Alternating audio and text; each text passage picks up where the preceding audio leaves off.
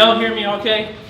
Because I talk with my hands, and so it drives my wife crazy. But if y'all can hear me fine, I'll just speak like this. My name's Andy King. I am the youth deacon up at Lake Norman Church of Christ. It's exciting working with teens, so the opportunity comes that I get to speak to adults. I'm like, how do I talk to them? You know, talking to teens is easy, but when I look around and I see all you who are excited about loving God, and I can see it in your face and the concern, and it's a true blessing having a friend like you in a time of need. It's a true sister in Christ. So, you know, when Kim asked me to come and speak, she said, you know, we're going to talk about surrendering all, you know, waving your white flag. For me, that was pretty interesting. So I started thinking about it and everything, and I was thinking about what it meant for me to surrender all. Well, the only example I could come up with was about 23 years ago, I guess it was. I met my wonderful wife, Melissa, over here, and we started dating. And the interesting thing about meeting Melissa and starting to get to know her, starting to fall in love with her, the thing that she shared with me, not just her heart, but her faith. And so as I grew and started loving her even more, I knew that she wanted me to love God more, to put God first before our relationship could really go any further.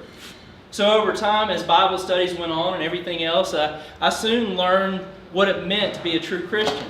And I believe it was that summer that we met that I was baptized into Christ. And it was a beautiful thing. I was excited and everything else. But when I start to look back on that now, I think about the reason why I did it. Was the true reason why I did it was to entice this woman to marry me? You know, I think about that because, you know, the very first time that I met her was at a 1-year-old's birthday party. I was a meat cutter for Harris Teeter at the time, and I come to the 1-year-old's party, and I still have my smock on, and so I've got these blood stains all over me. And you look down at my shoes, and there's still chunks of meat on my shoes. I'm like, what woman wouldn't want this, you know? And so, you know, it took a lot, you know, for her to love me. But she did. So over time, we got married. Within the next year, we got married, and you know, we had a happy little family, going to church, doing the things that we're supposed to do. You know, but there was something that I truly didn't understand, and that was giving God my all. And so over time, you know, our daughter was born in 1995, and that's when you see that happen. You see the true glory of God when you see a baby being born, and you're able to hold that baby as it takes its first breath. You know that God is in control of that. So when you think about those things, and then you look at yourself and your actions and the way that you're living your life, I truly wasn't living my life as a Christian. I was giving God lip service. I wasn't doing the things I should do. I was imitating. I was fake. But over time, you know, on Sunday mornings, it was better for me to go fishing. Hey, I can commune with God when I'm out here fishing, right? Well, I knew my wife and daughter were okay because they were at church, so I wasn't taking time away from the family. We were both doing something, so it was okay. Wednesday nights, hey, that's a perfect night for me to go bike riding, you know. Look at this in spandex. But, you know, I was always finding something to put in front of God. And it took me a while to understand that God truly wants all of me. And so over time, my wife started visiting a church that's right up the road here, Lake Norman Church of Christ. And she said, hey, come with me on Sunday night. Hey, they sing and they have a fellowship meal. You right? You know, I'm going to go eat, okay? So I started going there and I started noticing something. I started noticing the true nature of God, and that's through each one of you. When you see the true nature of God and the love that people have for one another, it makes you understand that God truly wants and desires for you to be in Him and to be living for Him. So as I started to grow and started to understand more, I started to see that my responsibility foremost is to love God first. And once I started figuring that out, started understanding what it truly meant to love God, I knew when I realized then that my love for my wife and my kids was so much greater. I knew that they loved and respected me more because I loved God. And so I grew and I grew, and I started to be challenged to do the things. I mean, if you wanted me to get up here and speak in front of you 10 years ago, there's no way I could do it. I'd have tears in my eyes, my voice would be cracking, all those things. But now I have the opportunity to serve God in so many different ways. And when I look around and I see each one of you, I know that you have certain ways that you serve God. And you might not realize how you're touching others or surrendering yourself to God and working through, you let God work through you. That's a beautiful thing.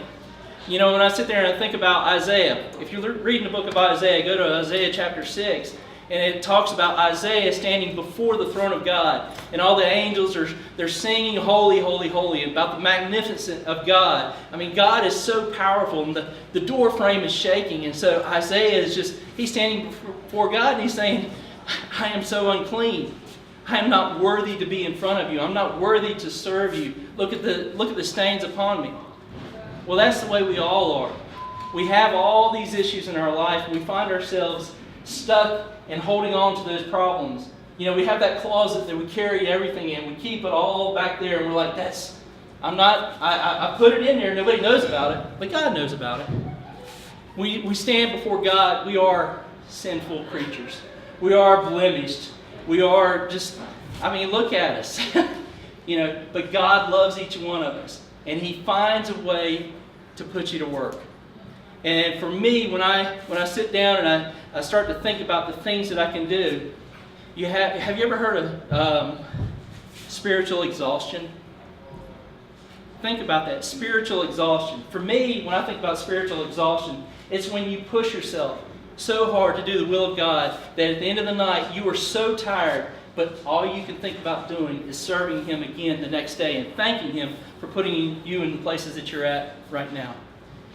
So for me to surrender all to God, it took me a while. I was stubborn. I was hard-headed. I didn't truly understand what it meant to lead, to be a true Christian, to be somebody who stands up for God no matter what. It'll put you in situations where you're uncomfortable. If you ever go out of the country on a mission trip, you'll find yourself uncomfortable, trying to speak through a translator, trying to do these things. But when you surrender everything to God and say, God, you put me here, use me the best way you can. And sometimes it's going to be uncomfortable. Sometimes you don't know what to say. Sometimes you don't know what to do. But being there is just an amazing thing. And then you look over in Isaiah 25, and this thing, it really hit me truly hard the other day when I was reading this. In Isaiah 25, it talks about, oh God, you are my God. Think about that. Oh God, you are my God. If you are able to sit down and say, truly, God, you are my God. There's nothing else I put before you. That's when you realize that you have surrendered everything to God. You realize that you've laid bare before them, or in the window on the phone. You're laid bare before God. You're showing everything to God. You're saying, my closet is open. Everything is out here. I'm done. I'm yours. Use me the best way you can. If you really want to challenge yourself, and for me, this is where it really hits home.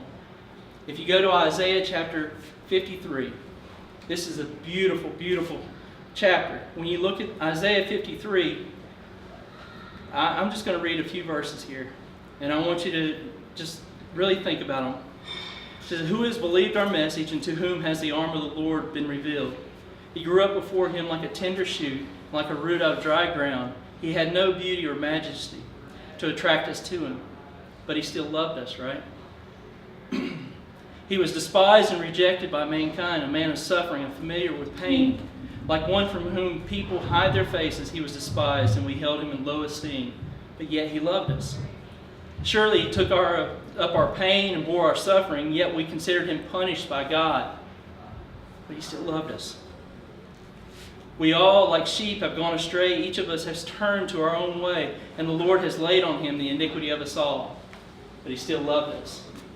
So when we sit there and we consider what it means to truly surrender ourselves to God, to surrender our all, every bit of, whatever this is to God, we know that at the end of the day, that He truly loves us, and He was so willing to forgive me, to love me for what I am, the sinful man that I am, the troublemaker that I am, the loving husband that I am, the father that I am. There's no way that I would have my daughter Amia if it wasn't for me surrendering to God and allowing Him to rule my life. and I thank you for this opportunity.